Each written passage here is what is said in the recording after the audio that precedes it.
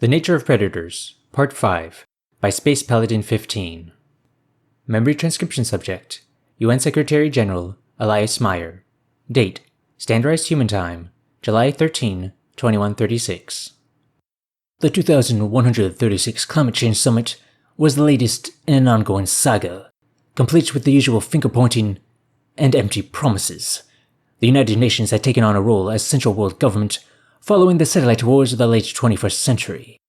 Russia, China, and the United States were still rebuilding their crippled power grids in its aftermath. After realizing the extent of our dependence on technology, the world's countries signed the Treaty of Shanghai to govern cyber warfare. As part of the accord, the UN was given greater authority to mediate disputes, in the hopes of preventing escalation in the future. Following several natural disasters this year, the General Assembly convened to discuss solutions. Investment in fusion energy was the main item on the docket, though I doubted any parties would commit beyond fancy words. Despite my jaded view as UN Secretary General, my presence was mandatory at all these events. I was zoned out while the Canadian ambassador spoke, nodding and smiling every now and then to keep up appearances. An aide tapped me on the shoulder, startling me out of my trance. "Sir," she whispered, "I need you to come with me." What was so important that it couldn't wait an hour? My staff were instructed to only approach in an emergency. There was the brief moment of worry as I wondered whether there was a credible threat to my life. My security detail seemed relaxed though, so that was likely not the case. I followed her into a briefing room, where several serious-looking individuals were waiting. The amount of military personnel present made me think that some conflict had erupted. The strange thing was that representatives of various space agencies were present, including ESA, NASA, and CNSA. The gears started to turn in my head. The first extrasolar mission had departed a few weeks ago, but they weren't supposed to return for months. Something must have gone wrong. I settled down at the head of the mahogany table. "Quite the crowd we've got here. Could someone please fill me in?" "The Odyssey crew made contact with extraterrestrials." A short-haired woman in a leather jacket passed me a folder. Her name tag read Dr. Cooper, SETI. "They call themselves Vanille. According to our new friends, there are hundreds of other intelligent species out there. We're not alone, Mr. Secretary. This is the biggest news of all time." I leafed through the dossier, taking a moment to process the news. The first page was a grainy image of the astronauts standing with a group of Vanille. The aliens were bipedal, like us, but that was where the similarities ended. They had woolly grey fur, side-facing eyes, and spindly legs that bent inward. I wasn't even sure if they had noses. Any information released to the public needed to be handled with the utmost care. Science fiction had gotten people used to the idea of aliens, but the revelation of hundreds of species at once, that would shatter any notion of humanity being special. Some people would be frightened, and we needed to make sure they looked to us for the answers. The last thing we needed was for conspiracy theorists and UFO hunters to take control of the discussion. The situation could evolve into a panic fast. Not to mention how delicate communication with the aliens would be. Their culture was entirely new. We could offend them without even realizing. It was no small task ahead of us, learning their language, establishing diplomatic relations, and monitoring potential threats. It would be the work of an entire generation. "I count at least 40 generals in this room, which seems unnecessary," I said at last. "Are the aliens friendly?"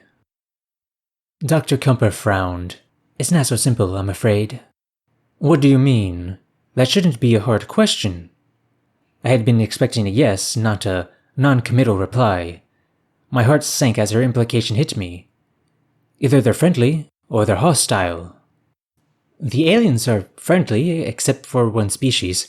That species is at war with the rest of the galaxy, and they're quite the formidable foe. They wiped out 62 worlds, and fighting them has cost billions of lives." "They destroyed 62 planets? By themselves? Jesus Christ, please tell me you're kidding." "I wish, sir. There's a full brief on the page labeled Arxer in your file. There's also footage of them committing every war crime in the book. I mean, they literally eat children." "Shit. Let's face it, we're barely spacefaring. We need to hammer out alliances with the other aliens pronto. I want every diplomat relegated to this project. Well, that's the thing. Dr. Cooper gave me an apologetic smile, as though she was about to give more bad news. How could this get any worse? The Federation is afraid of us. The Vanille governor thinks they wouldn't want our friendship, even with her blessing. In fact, she says they might attack us on sight. Why exactly? I asked. Humans are predators, and the only other intelligent predator… Let me guess, the Oxer, I sighed. The SETI researcher nodded. With a heavy heart, I leaned back in my chair. Humans could be petty and violent, but even on our worst days, we didn't eat children. You could at least give us that. A bitter smirk played at my lips. So I'm hearing not to invite the Vanille to the family barbecue. Yes, Doctor? Dr. Cooper stifled a laugh. And not to make that comment to them either, sir. I doubt they'd be amused. The poor furballs thought we were there to kill them. But we won them over, didn't we? Are you certain we can't bring the Federation around too? I don't like the odds. Us taking on a technologically superior species alone. I'm positive. Tarva was quite emphatic. Our astronauts say her primary concern was for the safety of Earth as a whole. She believes there could be some drastic overreactions. After what they've been through, I can't say I blame them. In that case, humanity shouldn't expect a welcome party from our neighbors. It was a shame our evolutionary link with the Oxer precluded that possibility, or even the prospect of civil relations. The fact that first contact hadn't ended in violence was miraculous, by the sound of it. Things could have fallen apart without the astronauts ever realizing why. We'd only know that the aliens attacked a research vessel without cause. This would be a very different briefing. I made a mental note to give Governor Tarva a proper thanks for staying her hand and filling us in. While I didn't want to rule out swaying the aliens, gambling with Earth's security was out of the question. Mankind were on our own against a genocidal scourge. Well then, this is the rare occasion. I'm open to suggestions from the peanut gallery. My eyes locked with the American and Chinese generals, who appeared to be discussing something. Do you have a proposal? General Zhao cleared his throat. It's not all bad news. From what we've seen, the Federation's tactics and weaponry are subpar. We should spend a few months building a proper fleet and running joint exercises. I think if we catch the Oxer by surprise, we might stand a chance. I agree. General Jones offered a supportive nod, and I raised an eyebrow at her. This might be the first time I'd seen the US and China work together since the war. Once we're ready, UN forces can coordinate an offensive. We found several potential targets, including planets where sentients are bred as food. A ground assault is the perfect way to test our forces, without showing our hand. We don't want to overcommit. General Zhao added, if we can liberate some Federation citizens and bring them home, it might buy us some goodwill. We all agree that these Oxers are a menace, but I must ask, should we really get involved at all? I paused, choosing my next words carefully. So far, they've left us alone.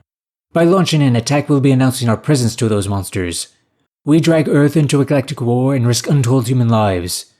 Do we chance becoming Dead World number 63 for a bunch of aliens who hate us?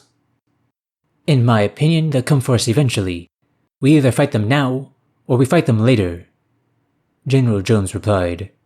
The difference is, if we choose later, we won't have anyone to stand with us. The Federation is not faring well. I grimaced. The Oxer's sadism was bound to awaken unsavory sentiments when it was plastered across the airwaves. How were we going to prevent widespread hysteria? My original plan was to break this discovery to the masses gradually. But with such a serious crisis, people deserve fair warning. After all, humanity's existence hinged on the decisions that were made today. I hope the public could handle the truth. If we're going to do this, we need unity at home. People need to know what they're signing up for. I pressed a hand to my temple, trying to suppress a growing headache. Release everything to the public, and let them make the decision. If there's broad support for a war, then we'll fight the bastards. Perhaps the revelation of aliens would make us set aside our differences and face this threat as a united species. As far as I knew, Earth only had one chance to get this right.